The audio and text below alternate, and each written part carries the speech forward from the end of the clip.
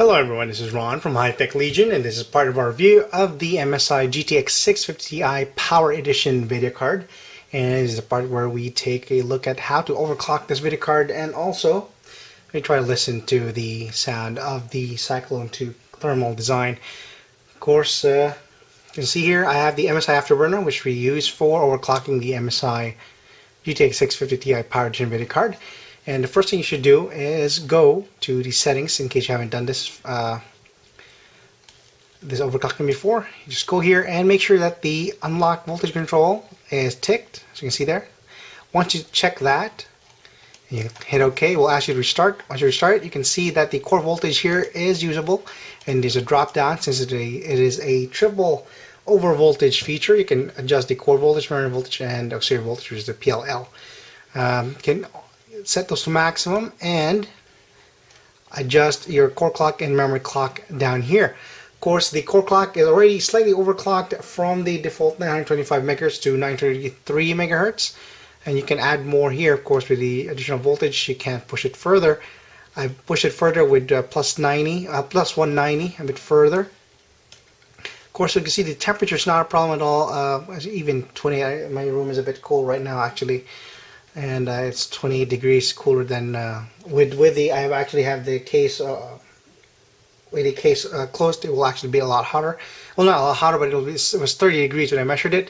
But right now it's 28. I'm running the room a little bit cooler than when I normally run it with. And you can see here that the fan speed is very low at 30%. And even when as you can see there, I have overclocked the values here to. The memory clock is surprisingly high at plus 800, which is quite staggering. I didn't expect to push the memory that far. The core clock, I was trying to push it. I could only push it further, 190 actually, 192. I couldn't. I tried 200, but it won't pass Unigine on the very last second. Unigine would fail. So this is my I settled with 192 as best I could without crashing, and 800 megahertz memory clock, which is the highest video card memory clock I have seen in a long time. I haven't seen any video card that I have pushed a memory clock that high, especially a memory card that doesn't a video card that doesn't have heatsink on top of the memory. Rather, there's no direct contact with the heatsink, so it's just basically really good memory chips in there. These are Hynix memory chips, and the Cyclone II cooling solution blowing down on there. And I'm going to actually shut up now. I'm going to save this to the first profile, hit reset, and then I'm going to crank up the fan noise slowly until you can hear it. But spoiler alert, you will never be able to hear it since the fan noise is really quiet. Even on load, it only goes up to 40%, and 40% is barely inaudible, and it only becomes audible once you reach 50% and higher. So I'm going to do that step by step right now.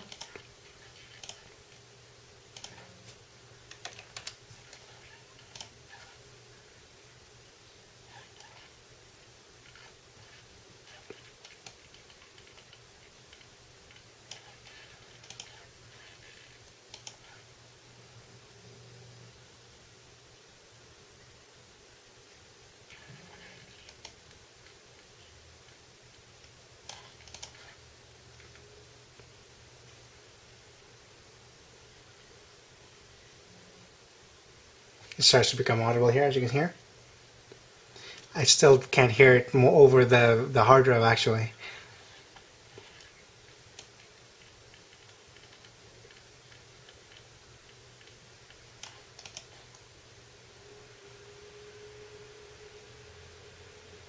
%60,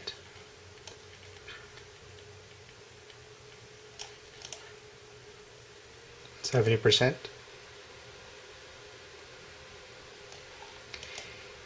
And it goes higher from there. Although, as I said, leaving it at auto, the fan speed never reached beyond 40%, and the highest temperature was 57 degrees. So there is no point to showing you the higher fan speed, since you will never be able. You don't need to put it that way. The 650 Ti runs very cool, and it's very far from the 90-degree maximum threshold of the GPU core. Let's go back to overclocking. As mentioned, the core voltage, you can just unlock these options in here. You have the memory voltage and the core voltage. And also, unlike the 650 or the 660 and 660 Ti and the higher end video cards, the GTX 650 Ti does not have the GPU boost function. So what you adjust here in the core clock and the memory clock is a lot more direct. So if you add plus 100 to memory, oh, it added 1000, but plus 100 to memory, it actually, as you can see, that it already affected the memory clock, jumped up. Let me clear history here. Let's see. And maybe we'll run a Unigine in the background. Of course, we use it for testing the stability of your overclock. It's good. It's a good program since it's mostly purely GPU based, and you can see that your fan use, rather your GPU usage becomes 100% here with the Unigine Heaven benchmark. You see there, memory clock 2797, and once I add 200 there, you can see that it jumps up to 2898. So it's direct instead of offsets with the previous one. There's for the core clock is the same way. Plus 100, it doesn't have the, let me see what the core clock 993 right now. We had plus 100. It goes 1080. Actually, this is not as direct. It goes for 1084.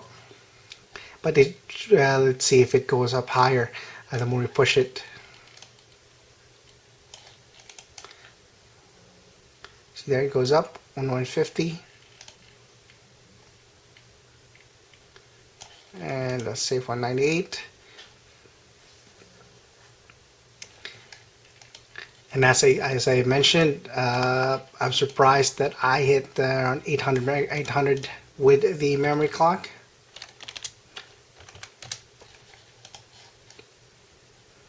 And running Unigine in the background, of course, that's a good indication. It will crash automatically. Your driver will recover, but no problem with that. You just try again and then lower the voltage or increase the voltage step by step until you reach your desired, of course, performance.